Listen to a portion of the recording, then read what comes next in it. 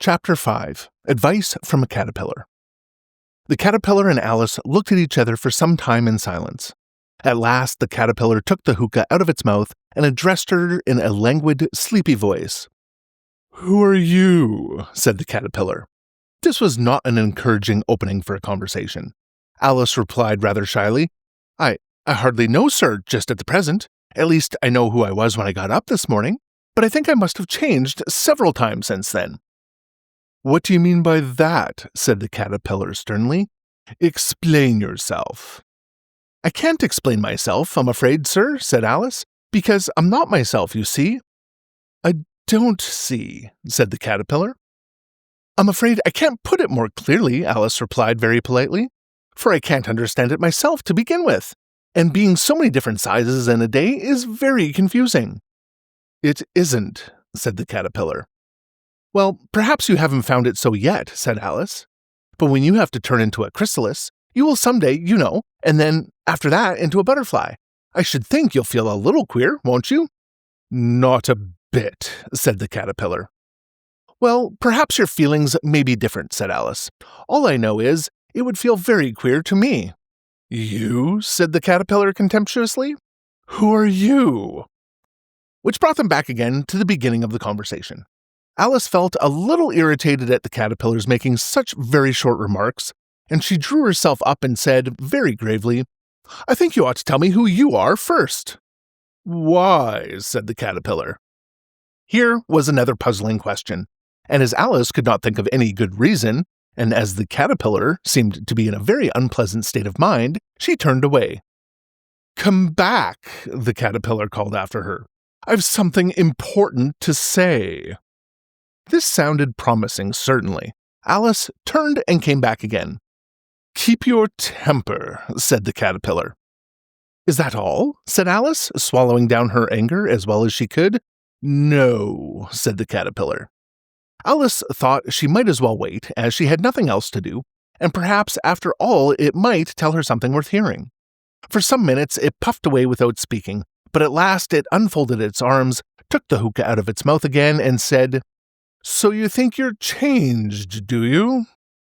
"I'm afraid I am, sir," said Alice. "I can't remember things I used, and I don't keep the same size for 10 minutes together." "Can't remember what things?" said the caterpillar. "Well, I've tried to say, 'How doth the little busy bee?' but it all came out different," Alice replied in a very melancholy voice. "Repeat, 'You are old, Father William,'" said the caterpillar. Alice folded her hands and began. "You are old, Father William," the young man said, "and your hair has become very white. And yet you incessantly stand on your head. Do you think, at your age, it is right?" "In my youth," Father William replied to his son, "I feared it might injure the brain. But now that I'm perfectly sure I have none, why, I do it again and again." "You are old," said the youth, "as I mentioned before, and have grown most uncommonly fat. Yet you turned a back somersault in at the door. Pray, what is the reason of that?" "In my youth," said the sage as he shook his grey locks, "I kept all my limbs very supple. By the use of this ointment, 1 shilling the box. Allow me to sell you a couple?" "You are old," said the youth, "and your jaws are too weak for anything tougher than suet. Yet you finished the goose with the bones in the beak. Pray, how did you manage to do it?"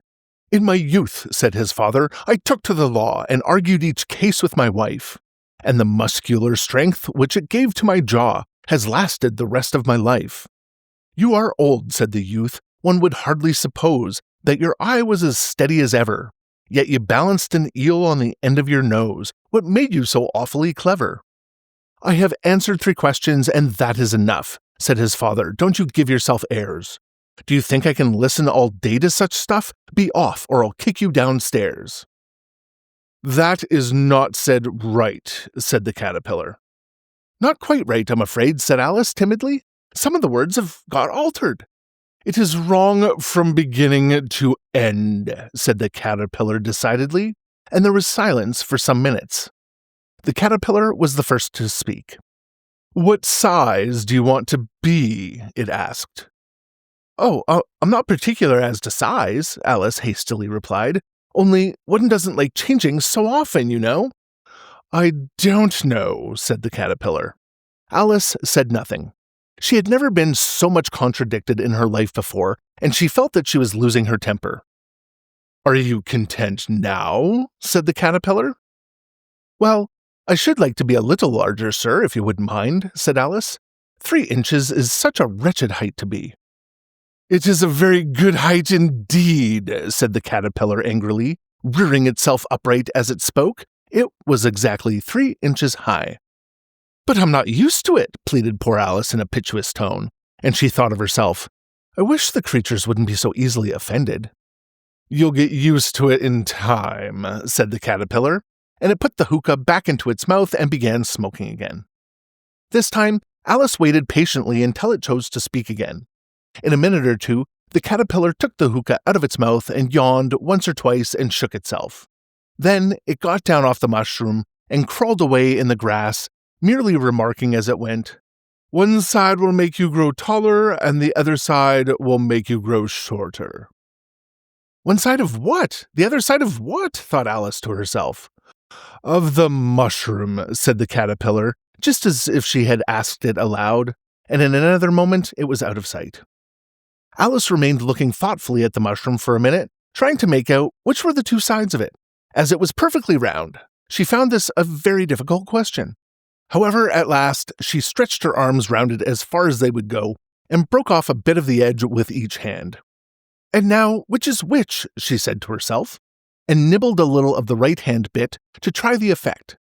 The next moment, she felt a violent blow underneath her chin. It had struck her foot. She was a good deal frightened by this very sudden change, but she felt there was no time to be lost, as she was shrinking rapidly. So she set to work at once to eat some of the other bit. Her chin was pressed so closely against her foot that there was hardly room to open her mouth. But she did it at last, and managed to swallow a morsel of the left-hand bit. Come, my head's free at last, said Alice in a tone of delight, which changed into alarm in another moment, when she found that her shoulders were nowhere to be found.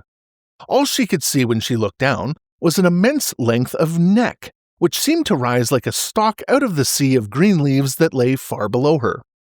What can all that green stuff be? Said Alice. And where have my shoulders got to? And, oh, my poor hands, how is it I can't see you? She was moving them about as she spoke, but no result seemed to follow except a little shaking among the distant green leaves. As there seemed no chance of getting her hands up to her head, she tried to get her head down to them, and was delighted to find that her neck would bend about as easily in any direction, like a serpent. She had just succeeded in curving it down into a graceful zigzag, and was going to dive in among the leaves, which she found to be nothing but the tops of the trees under which she had been wandering, when a sharp hiss made her draw back in a hurry. A large pigeon had flown into her face and was beating her violently with its wings. "Serpent!" screamed the pigeon. "I'm not a serpent," Alice said indignantly. "Let me alone." "Serpent, I say again," repeated the pigeon, but in a more subdued tone, and added with a kind of sob, "I've tried every way, and nothing seems to suit them." "I haven't the least idea what you're talking about," said Alice. "I've tried the roots of trees, and I've tried banks, and I've tried the hedges," the pigeon went on without attending to her. "But those serpents, there's no pleasing them." Alice was more and more puzzled, but she thought there was no use in saying anything more till the pigeon had finished. "As if it wasn't trouble enough hatching the eggs," said the pigeon, "but I must be on the lookout for serpents night and day? Why, I haven't had a wink of sleep in these 3 weeks." "I'm very sorry you've been annoyed," said Alice, who was beginning to see its meaning. "And just as I had taken the highest tree in the wood," continued the pigeon, raising its voice to a shriek, "and just as I was thinking I should be free of them at last, they must needs come wriggling down from the sky. Serpent!" "But I'm not a serpent, I tell you," said Alice. I'm a... "Well, what are you?" said the pigeon. "I can see you're trying to invent something." I'm a little girl," said Alice rather doubtfully, as she remembered the number of changes she had gone through that day. "A likely story indeed," said the pigeon in a tone of the deepest contempt. "I've seen a good many little girls in my time, but never one with such a neck as that. No, you're a serpent, and there's no use denying it. I suppose you'll be telling me next that you've never tasted an egg." "I have tasted eggs, certainly," said Alice, who was a very truthful child, "but little girls eat eggs quite as much as serpents do, you know." "I don't believe it," said the pigeon. "But if they do, Why, then, they're kind of a serpent, that's all I can say. This was such a new idea to Alice that she was quite silent for a minute or two, which gave the pigeon the opportunity of adding, "You're looking for eggs, I know that well enough, and what does it matter to me whether you're a little girl or a serpent?" "It matters a good deal to me," said Alice hastily, "but I'm not looking for eggs, as it happens, and if I was, I shouldn't want yours. I don't like them raw." "Well, be off then," said the pigeon in a sulky tone, and settled down again into its nest. Alice crouched down among the trees as well as she could, for her neck kept getting entangled among the branches, and every now and then she had to stop and untwist it. After a while, she remembered that she still held the pieces of the mushroom in her hands, and she set to work very carefully, nibbling first at one and then the other, and growing sometimes taller and sometimes shorter, until she had succeeded in bringing herself down to her usual height. It was so long since she had anything near the right size that it felt quite strange at first, but she got used to it in a few minutes and began talking to herself as usual. "Come, there's half my plan done now. How puzzling all these changes are. I'm never sure what I'm going to be next, from one minute to another. However, I've got back to my right size. The next thing is to get into that beautiful garden. How is that to be done, I wonder?" As she said this, she came suddenly upon an open place with a little house in it about 4 feet high. "Whoever lives there," thought Alice, "it'll never do to come upon them in this size. Why, I should frighten them out of their wits." So she began nibbling on the right-hand bit again, and did not venture to go near the house till she had brought herself down to 9 inches high.